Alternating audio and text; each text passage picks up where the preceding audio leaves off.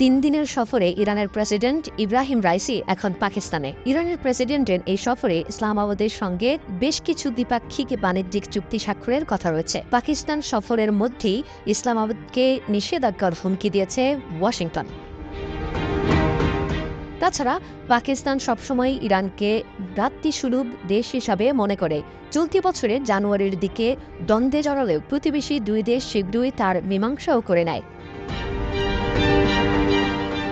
এদিকে পাকিস্তানের সরকারি সূত্রে থেকে জানা গেছে, এরই মধ্যে তেহরানের সঙ্গে বাণিজ্য এবং বিজ্ঞান প্রযুক্তি, কৃষি, স্বাস্থ্য, সংস্কৃতি এবং বিচার বিভাগ সংক্রান্ত অন্তত 8টি দ্বিপাক্ষিক চুক্তি স্বাক্ষর করেছে ইসলামাবাদ। ইব্রাহিম রাইসি ইরানের ফিরে যাওয়ার আগে আরও কয়েকটি সমঝোতা স্বাক্ষর হতে পারে বলেও আলোচনা হচ্ছে।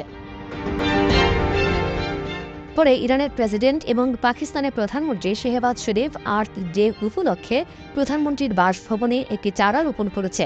পাশাপাশি পর্যায়ক্রমে বিভিন্ন ক্ষেত্রে সহযোগিতার জন্য দুই দেশের মধ্যে সমঝোতা স্মারক অনুষ্ঠানেও যোগ দেবেন তারা।